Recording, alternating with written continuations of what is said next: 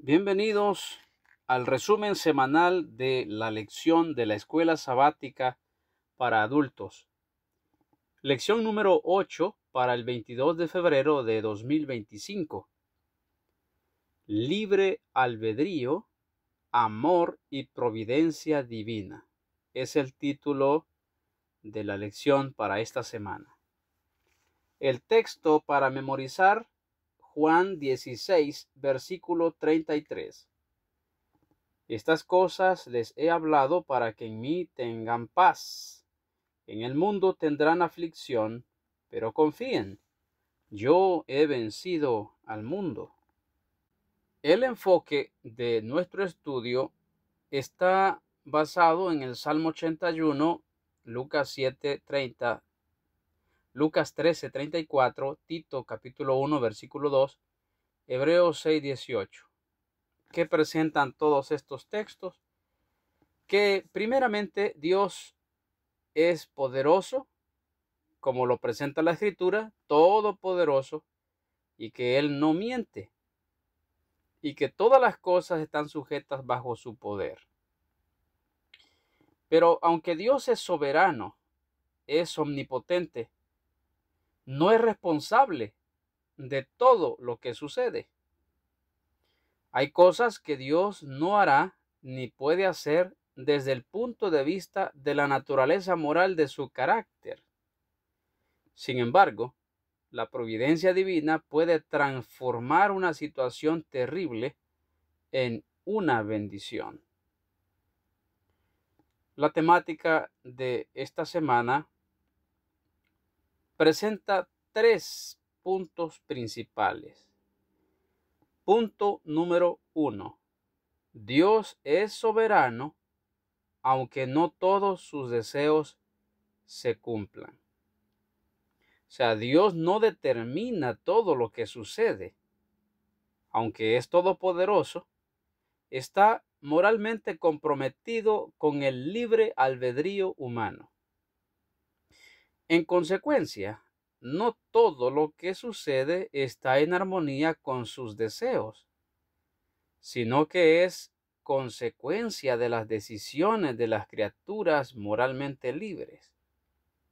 Dios es soberano en el sentido de que hace realidad su propósito providencial. A esto se le conoce como voluntad ideal. Y tiene en cuenta las decisiones libres de sus criaturas que pueden ser contrarias a lo que Él prefiere y hacen entrar en acción lo que podríamos llamar su voluntad preparadora. Veamos, por ejemplo, el caso del pueblo de Israel. Se cita Salmo 81, 11 al 14, Isaías capítulo 30, versículo 15 y 18, Isaías 66, 4 y Lucas 13, 34. Todos estos pasajes nos hablan de que no siempre la voluntad de Dios se cumple, como el caso de Israel. Dios quiso hacer su voluntad en ellos, mas ellos no quisieron. Lucas 13, versículo 34 dice: Jerusalén, Jerusalén, que matas a los profetas y apedreas a los que te son enviados. ¿Cuántas veces quise juntar a tus hijos como la gallina a sus polluelos debajo de sus alas, y no quisiste? Él deseaba, obviamente, un resultado para su pueblo, pero éste eligió otro. Por eso, él mismo se lamenta en el Salmo 81, pueblo que no oyó mi voz. En muchas ocasiones la Biblia dice, si oyeres hoy su voz. De hecho, en lecciones pasadas, hemos visto que la voz del Señor clama a la ciudad, sea su iglesia, y solo el sabio temerá su nombre y oirá la vara. Miqueas 6:9. Hebreos también dice, si oyeres hoy su voz. Es decir, oír la voz de Dios es cumplir su voluntad. pero el pueblo de Israel no cumplió y por lo tanto la voluntad de Dios no se cumplió en él. ¿Por qué? Por el libre albedrío. ¿Qué lección objetiva podríamos sacar de esto hoy para nosotros? Leamos en Joyas de los Testimonios, volumen 1, página 34.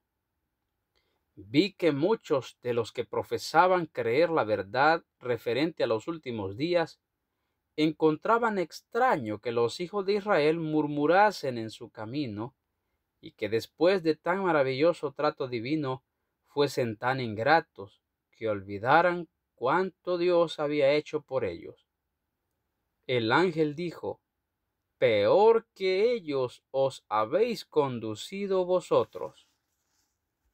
Así que, entonces, la voluntad de Dios solo se cumple si se obedece a su designio y se escucha su voz. Por lo tanto, el segundo punto de la lección es que la omnipotencia de Dios, el ser llamado todopoderoso, no excluye el libre albedrío humano. Hay cosas que Dios no hará y no puede hacer debido a su carácter moral. Este concepto es significativo para nuestra comprensión de la providencia divina en el mundo. Las acciones providenciales de Dios son coherentes con su amor y no son impuestas por él, es decir, no anulan la libre elección humana. Por lo tanto, la omnipotencia de Dios no excluye el libre albedrío de sus criaturas. En el libro de Deuteronomio capítulo 6 versículos 4 y 5 se pide que debemos amar a Dios con todo nuestro corazón, con toda nuestra alma, con toda nuestra mente, con todas nuestras fuerzas. Y el mismo mandamiento se repite en Mateo 22:37. Pero Dios no puede forzar a nadie a amarlo. ¿Por qué? Porque lo que obtendría en ese caso ya no sería amor. Porque el amor tiene que nacer del amor. El amor engendra amor, o el amor tiene que ser resultado del amor. Obviamente, Él desea que todos lo amemos. Sin embargo, no todos lo hacemos. Entonces, ¿por qué Dios no hace que todos lo amen si Él es poderoso? Porque el amor, para ser amor, debe brotar libremente del corazón. Y aunque Dios todo lo puede hacer, eso no lo hará, porque no debe hacerlo, no puede hacerlo. ¿Por qué? Porque no puede obligar a nadie. Ahora, pero como la mayoría de los seres humanos eligen no amarlo, en consecuencia, ¿qué vienen sobre ellos?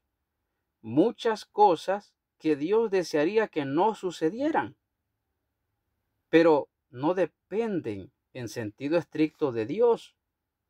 Son el resultado de las malas acciones de ir contra la voluntad de Él. El punto número 3 de nuestra lección es que la providencia divina incluye acciones ideales y correctivas. O sea, Él tiene una voluntad, Él quiere que las cosas sean así, pero el hombre elige no hacerlo. Ahora, el hombre va contra la voluntad de Dios. Ahora, al verse el hombre en situación difícil, pero luego viene y acude a Él, Él puede corregir ese mal proceder y convertir lo malo en algo bueno. Las acciones providenciales de Dios no se definen solo en los términos de su voluntad ideal, basada exactamente en lo que Dios desea, sino que incluyen intervenciones reparadoras que se apartan de lo que Dios prefiere para sus criaturas. Aún así, Dios puede transformar, como ya dijimos, una situación contraria a su voluntad moral en algo que esté alineado con su deseo ideal. En otras palabras, si nosotros cedemos nuestra voluntad a su voluntad, Él entonces hará en nosotros el querer como el hacer por su buena voluntad. El libro de Efesios, capítulo 1, versículos 9 al 11, hablan de la predestinación. Algunos parecen enseñar, de acuerdo con esta cita y otras más, que desde un principio Dios ya predestinó a quienes se salvan y quienes se pierden, como si Dios decide quiénes vendrán al mundo para sufrir y quiénes vendrán al mundo para ser felices. Pero no, la verdad es que Dios ha predestinado a todos para ser salvos. O sea, Dios nos ha predestinado a todos para ser salvos, pero como ya vimos, no todos vamos a ser salvos. ¿Por qué? Porque no queremos ser salvos de la manera indicada por Dios. Y esto es aplicado no solamente al mundo, sino también a muchos creyentes. Leamos, por ejemplo, en Testimonios para la Iglesia, volumen 2, página 396. Les he dicho que, de acuerdo a lo que se me mostró, solo un pequeño número de los que ahora profesan creer en la verdad serían al fin salvos. No porque no podían ser salvos, sino porque no quisieron ser salvos del modo indicado por Dios. El camino señalado por nuestro divino Señor es demasiado angosto y la puerta demasiado estrecha para admitirlos mientras que estén sujetos al mundo o mientras abriguen egoísmo o pecado de cualquier tipo. No hay lugar para estas cosas, y sin embargo hay solo pocos que aceptan separarse de ellas para poder andar por la senda angosta y entrar por la puerta estrecha. Ante tal situación, mis apreciados hermanos, siendo que la cita anterior dice un pequeño número, solo un pequeño número son los que van a ser salvos del modo indicado por Dios. O sea, no porque Dios no quiso, sino porque no quisieron ser salvos del modo indicado. Pues, al fin y al cabo, este pequeño grupo es el que cumplirá las palabras de Dios escritas en la oración modelo del Padre Nuestro. Venga a nosotros tu reino, hágase su voluntad en la tierra, del mismo modo que se hace en el cielo. En otras palabras, Dios tendrá un pueblo en la tierra que hará su voluntad. Y ese pueblo santo, ese pequeño remanente, será su reino en la tierra que cumplirá su voluntad. O sea, que los ángeles hacen la voluntad de Dios en el cielo y de esa manera pues nosotros debemos hacerlo en la tierra. Veamos un poco de esto en el discurso maestro de Jesucristo, página 94. En el cielo no se sirve con espíritu legalista. Cuando Satanás se rebeló contra la ley del Eterno, la noción de que había una ley sorprendió a los ángeles casi como algo en que no habían soñado antes.